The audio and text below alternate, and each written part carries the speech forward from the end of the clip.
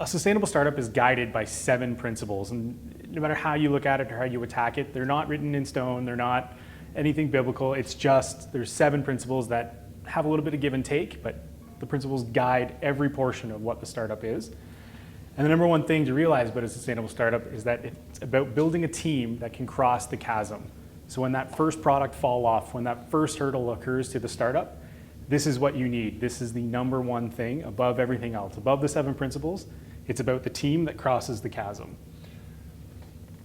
And so with startups, a lot of startups fail. So some people say 99 for every 100, 9 out of every 10. And they fail for multitude of reasons, right? There's products, there's people, but when it comes down to it, there's 2 reasons everything boils down to: product development or execution as a team. And a lot of books, the Lean Startup Movement, Lean Entrepreneur, will deal with product development. They'll deal with why the product failed and how that affected the startup. And what the 7 principles talk about is how the execution as a team, how that team crosses the chasm, either keeps the startup going or is the reason it goes to a failure. You know, I couldn't agree with Jamie more, and this is one of the reasons that we align so well on our work together, is that ultimately it does come down to that team.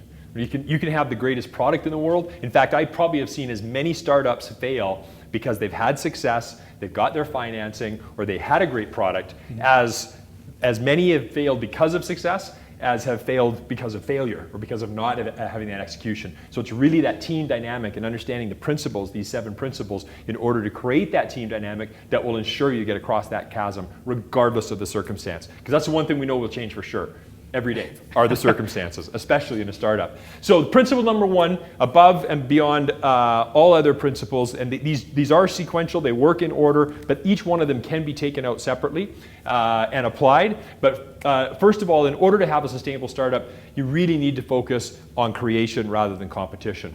So it's not that your startup can't have competitors, and it's not that startups generally aren't about taking market share away from somebody else, but if your entire focus is all about how are you going to beat the next person, you're always going to have to be in this situation where you're looking over your back or you're really worried or coming from a place of fear. When you're coming from a place of creation, you actually are driving the market and having people have to chase you. So it's that creative force within a team is much, much stronger than the force of fear within a team in general. And that's where that real passion comes from. And we'll talk about that a little bit later, that there's 2 types of passion. One's good and one's bad. So from our standpoint, it's all about how do you make more pie or bigger pies? Are you cutting up the pie to take a piece of market segment from somebody? Not that it's bad or wrong, but true sustainability really comes when you increase the size of that market.